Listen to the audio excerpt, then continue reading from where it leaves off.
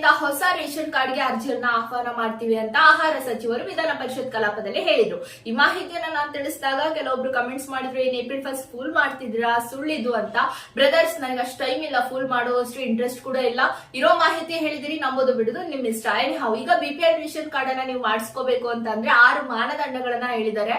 ನಿಮ್ಮ ವಾರ್ಷಿಕ ಆದಾಯ 1,20,000ಕ್ಕಿಂತನೇ ಕಡಿಮೆ ಇರಬೇಕು. ಹಾಗೂ ನಿಮ್ಮ ಹತ್ರ ಏನಾದ್ರೂ ಆಸ್ತಿ ಜಮೀನ್ ಇದ್ರೆ 7 ಎಕರೆಗಿಂತ ಅಧಿಕ ಭೂಮಿಯನ್ನ ಹೊಂದಿರಬಾರ್ದು, 3 ಹೆಕ್ಟೇರ್ ಅಂತ ಹೇಳಿದ್ದಾರೆ. ಸೊ ನೆಕ್ಸ್ಟ್ ಒನ್, ನಿಮ್ಮ ಮನೆ ಬಂದ್ಬಿಟ್ಟು 1000 ಸ್ಕ್ವೇರ್ ಫೀಟ್ ಒಳಗಡೆನೆ ಇರಬೇಕು. ಈಗ ಜಸ್ಟ್ ಥಿಂಕ್ ಮಾಡಿ, ಒಂದು 30-40 ಸೈಟ್ ಅಲ್ಲಾದ್ರೂ ಮನೆ ಕಟ್ಕೊಂಡಿರ್ತಾರ.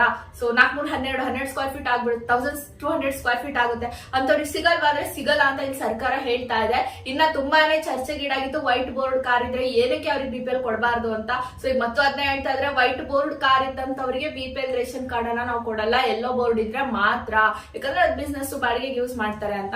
ಇನ್ನ ಮನೆಯಲ್ಲಿ ಯಾರು ಗವರ್ನಮೆಂಟ್ ನೌಕರಿ ಇರಬಾರ್ದು, GST ಪೇಯರ್ಸ್ ಆಗಿರಬಾರ್ದು. ಈ ಸರಿ ಅವರು ರೇಷನ್ ಕಾರ್ಡ್ ಅನ್ನ ತಗೊಂಡ್ಮೇಲೆ 1 ತಿಂಗಳಲ್ಲೇ ರೆಡಿ ಮಾಡಿ ಕೊಡೋ ಪ್ರಯತ್ನ ನಾವು ಮಾಡ್ತಾ ಇದೀವಿ ಅಂತ ಹೇಳಿದ್ದಾರೆ. ಅಂಡ್ 2,97,000 ಈಗ ಆಲ್ರೆಡಿ ಕೊಟ್ಟಿದ್ರಲ್ವ, ರೆಡಿ ಆಗಿದಾವೆ. ಅವುಗಳನ್ನ ಮಾರ್ಚ್ 31ರ ಒಳಗಡೆನೆ ವಿಲೇವಾರಿ ಮಾಡುವಂತ ಪ್ರಯತ್ನ ನಡೆಯುತ್ತೆ. 100% ಆಗುತ್ತೆ. ಏಪ್ರಿಲ್ 1 ಇಂದ ನಾವು ತಗೊಳ್ತೀವಿ ಅಂತ ಮುನಿಯಪ್ಪರ್ ಅವರು ಹೇಳಿರುವಂತದ್ದು. ಇಷ್ಟು ಮಾಹಿತಿ ನಮ್ಗೆ ತಿಳಿದು ಬಂದಿದೆ. ಸೊ ನಿಮ್ಗೆ ನಾನು ಅಪ್ಡೇಟ್ ಮಾಡ್ತಾ ಇದ್ದೀನಿ. ಇದೇ ರೀತಿಯ ಇನ್ಫಾರ್ಮೇಟಿವ್ ವಿಡಿಯೋಸ್ಗಾಗಿ ಪೇಜ್ ಫಾಲೋ ಮಾಡೋದನ್ನ ಮರಿಬೇಡಿ.